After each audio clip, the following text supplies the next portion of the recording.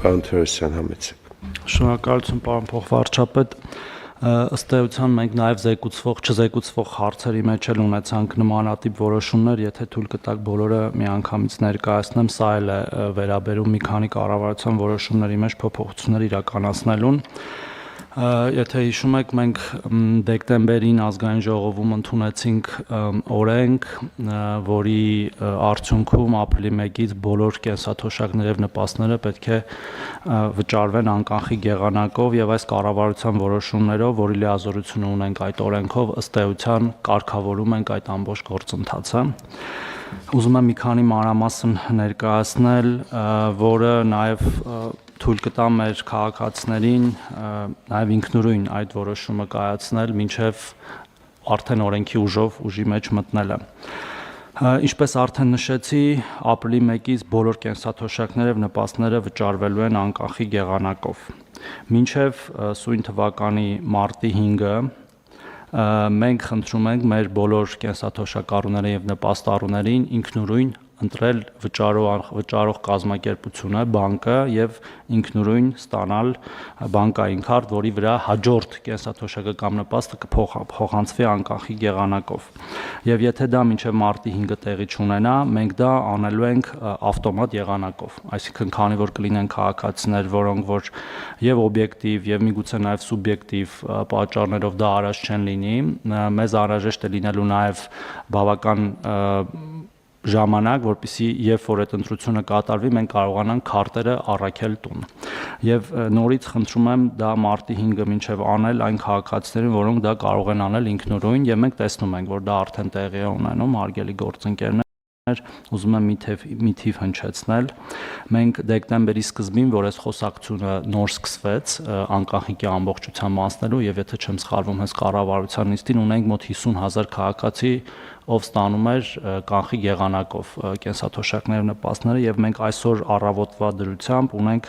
21539 քաղաքացի, այսինքն այդ 30,000 մոտ քաղաքացիներ ինքնուրույն արդեն անցել են անկանխիկի դաշտ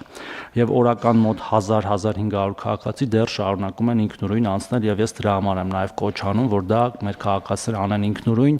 եւ ընտրեն իրենց նախընտրած բանկը։ Սա ինչի եմ հատուկ ասում, որովհետեւ մյուս դեպքում ավտոմատ է լինելու ընտրությունը, այսինքն համակարգի միջոցով, պատահականության սկզբունքով, հաշվի առնելով որոշ պարամետրեր, այդ ընտրությունը կատարվելու է համակարգի կողմից, որպեսզի որևէ մեկը ապրիլի 1-ի դրությամբ զրկված չլինի իր կենսաթոշակը կամ նպաստը ստանալու իրավունքից։ Դրանից հետո ընտրությունը ավտոմատ կատարելուց հետո մարտի 5-ից մինչև ապրիլի 1-ը մենք ապահովելու ենք քարտերի առաքումը սուրհանդակային ծառայության միջոցով, տարբեր տեսակի ծառայություններ կարող են լինել կամ բանկեր, որ իրենք են պատրաստական դա անել, կամ բանկեր, որ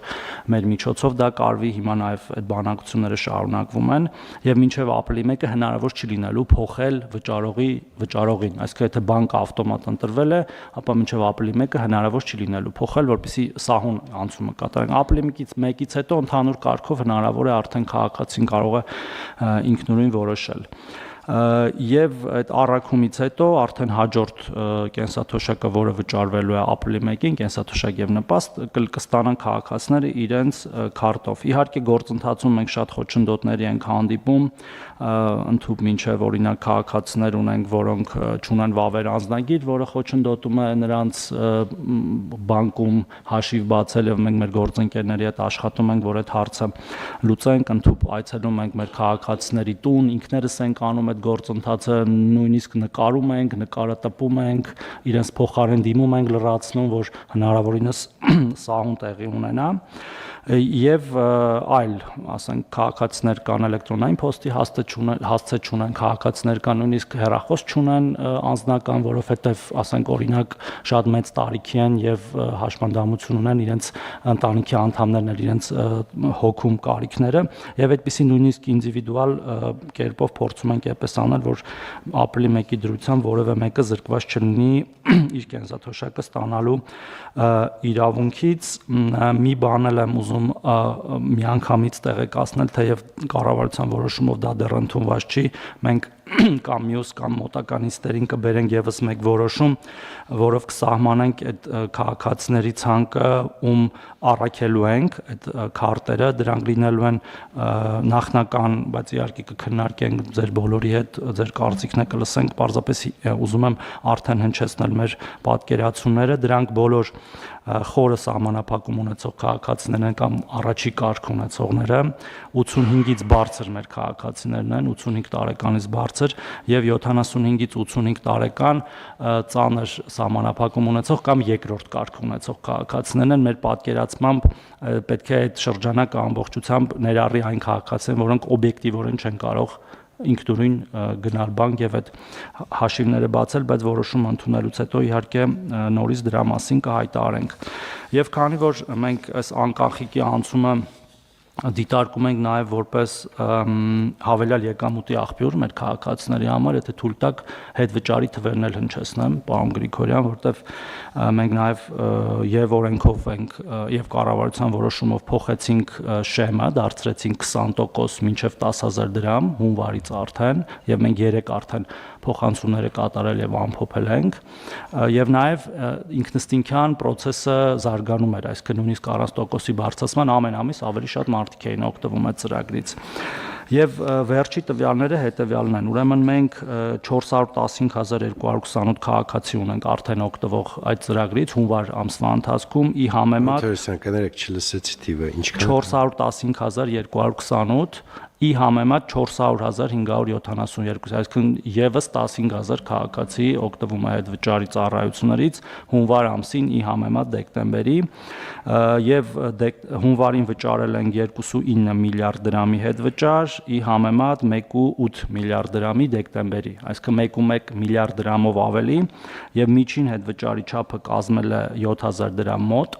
որտեղ տարբեր քաղաքացիներ տարբեր կերպ են, ասենք, առևտուրարը եւ իրենց ի սկզբանե թոշակներն տարբեր են եղել, բայց գիտենք, որ յուրաքանչյուրի դեպքում լիմիտը 10,000-ն է եւ շատ քաղաքացիներ հենց 10,000-ը ստացել են, ի համեմատ նախկինի 4,400-ի, այսինքն դեկտեմբերին միջինը 4,400 էր եւ եթե միջինով զուտ համեմատենք 2,600 դրամի աճ ունենք, բայց յուրաքանչյուր անձի պարագայում դա 4,000 դրամ աճ էր, այսինքն 6,000-ը 10,000-ի դիմաց։ Եվ նորից խրախուսում ենք մեր քաղաքացիներին օգտվել անկանխիկ առևտրի եղանակից եւ իրենք իսկ իրենց ձեռքով ըստ էության բարձրացնել իրենց կենսաթոշակները եւ նպաստները մինչեւ 10,000 դրամի չափով 20%-ի սահմաններում իրենց կենսաթոշակից եւ նպաստից։ Եթե հարցեր կլինեն, պարոն Գրիգորյան, հարգելի գործընկերներ, խնդրեմ պատասխանեմ։